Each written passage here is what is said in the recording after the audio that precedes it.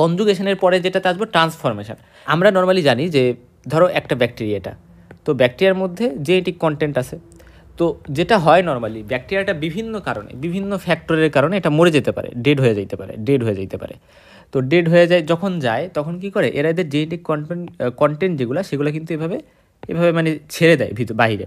So বাহিরে যখন এই জেনেটিক কন্টেন্ট চলে আসে এবং জেনেটিক কন্টেন্ট বাহিরে এসে বিভিন্ন টুকরায় ফ্র্যাগমেন্টে ভাগ হয়ে যায়। তো এই যে কন্টেন্ট, এটাকে আমরা বলি ন্যাকেড ডিএনএ বা ন্যাকেড জেনেটিক কন্টেন্টস। তো ওভারঅল কথা যেগুলা এই যে ন্যাকেড হয়ে যায়, কেন ন্যাকেড হয়ে যায়? কারণ ডেড হয়ে গেছে একটা ব্যাকটেরিয়া, ফলে এটা রিলিজ করে দিয়েছে জেনেটিক কন্টেন্টকে।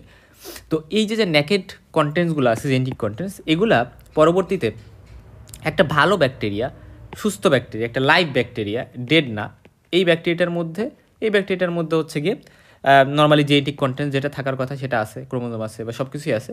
তো এই ন্যাকেড কন্টেন্টগুলো এটার মধ্যে চলে আসতে পারে এবং এটার মধ্যে চলে এসে এটাকে ট্রান্সফর্ম করে ফেলতে পারে। কীভাবে ট্রান্সফর্ম করে ফেলতে পারে?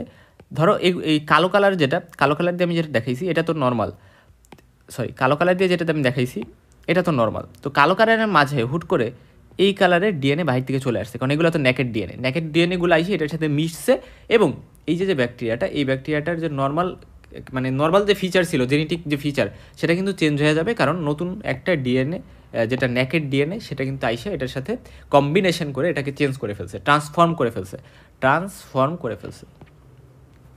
ওকে, সো এটাই কিন্তু ওভারঅল কী ছিল? ট্রান্সফরমেশন।